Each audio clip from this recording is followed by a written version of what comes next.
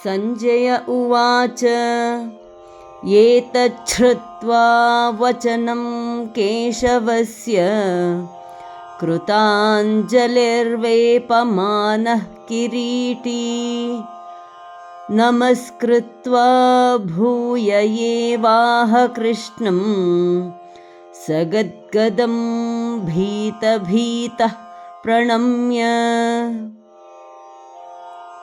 Sanjaya said, Arjuna, the crowned one, having heard these words of Krishna, trembled with joined palms. He prostrated before Krishna again and again, and in a choked voice, filled with fear, addressed him thus.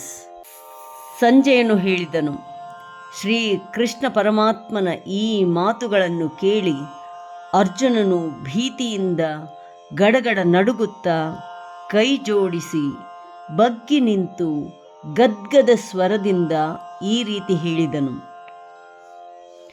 Sanjay ಉವಾಚ ಏತಚ್ಛ್ರುತ್ವಾ ವಚನಂ ಕೇಶವಸ್ಯ ಏತಚ್ಛ್ರುತ್ವಾ ವಚನಂ ಕೇಶವಸ್ಯ ಏತಚ್ಛ್ರುತ್ವಾ ವಚನಂ ಕೇಶವಸ್ಯ ಕೃತಾಂಜಲಿರ್ವೇಪಮಾನಃ ಕಿರೀಟಿ ಕೃತಾಂಜಲಿರ್ವೇಪಮಾನಃ ಕಿರೀಟಿ ಕೃತಾಂಜಲಿರ್ವೇಪಮಾನಃ ಕಿರೀಟಿ.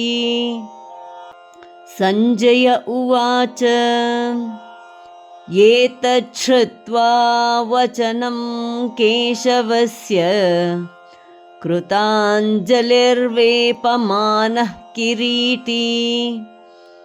ಸಂಜಯ ಉವಾಚ ಏತಚ್ಛ್ರುತ್ವಾ ವಚನಂ ಕೇಶವಸ್ಯ ಕೃತಾಂಜಲಿರ್ವೇಪಮಾನಃ ಕಿರೀಟಿ.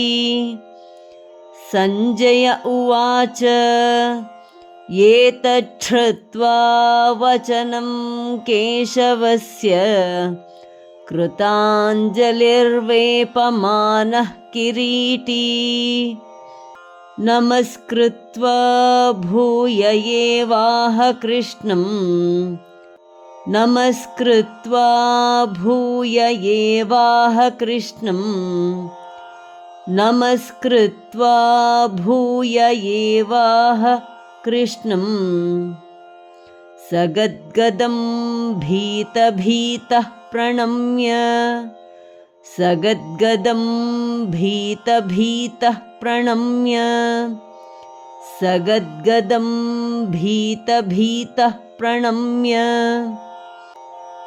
ನಮಸ್ಕೃತ್ವಾ ಭೂಯ ಏವಾಹ ಕೃಷ್ಣಂ ಸಗದ್ಗದಂ ಭೀತಭೀತಃ ಪ್ರಣಮ್ಯ ನಮಸ್ಕೃತ್ವಾ ಭೂಯ ಏವಾಹ ಕೃಷ್ಣಂ ಸಗದ್ಗದಂ ಭೀತಭೀತಃ ಪ್ರಣಮ್ಯ ನಮಸ್ಕೃತ್ವಾ ಭೂಯ ಏವಾಹ ಕೃಷ್ಣಂ ಸಗದ್ಗದಂ ಭೀತಭೀತಃ ಪ್ರಣಮ್ಯ.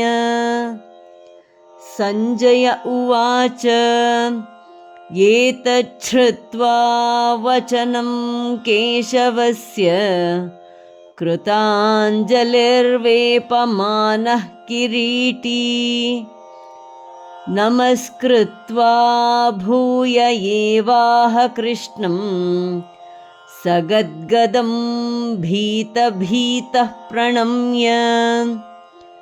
ಸಂಜಯ ಉವಾಚ ಏತಚ್ಛ್ರುತ್ವಾ ವಚನಂ ಕೇಶವಸ್ಯ ಕೃತಾಂಜಲಿರ್ವೇಪಮಾನಃ ಕಿರೀಟಿ ನಮಸ್ಕೃತ್ವಾ ಭೂಯ ಏವಾಹ ಕೃಷ್ಣಂ ಸಗದ್ಗದಂ ಭೀತಭೀತಃ ಪ್ರಣಮ್ಯ.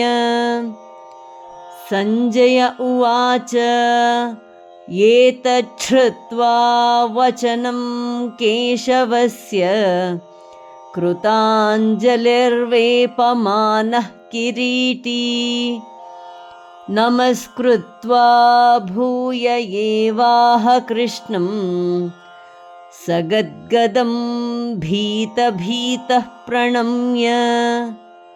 ಧನ್ಯವಾದ. ನಮಸ್ಕಾರ. ಶುಭವಾಗಲಿ.